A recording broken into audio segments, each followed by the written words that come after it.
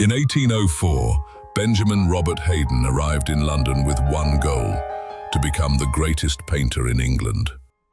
He didn't want to paint the small, easy portraits that made other men rich.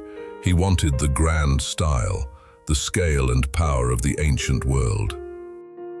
Everything changed when he saw the Elgin marbles for the first time.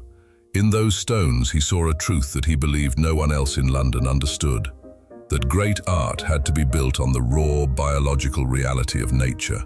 He became obsessed with how a body actually moves. He spent his days dissecting animals, peeling back the muscle to find the mechanical laws that governed all living things. To Haydon, a painting wasn't just a picture. It was a dissection of the soul through the study of the flesh. For a while, the vision worked. He was the center of a new golden age, hosting legendary dinners for poets like John Keats and William Wordsworth. They sat at his table and believed he was the one who would finally bring greatness back to British art. But the massive canvases didn't pay the bills. Haydon spent his life in a brutal cycle of debt, locked in a prison cell 6 different times for money he didn't have.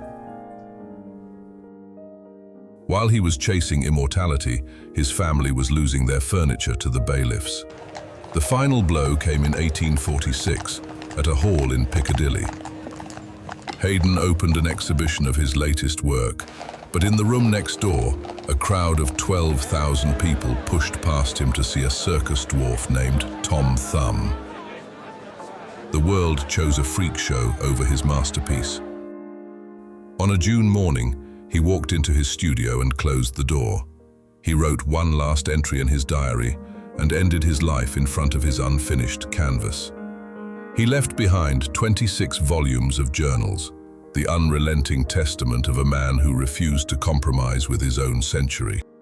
This is the story of Benjamin Robert Haydon, the patron saint of the obsessed.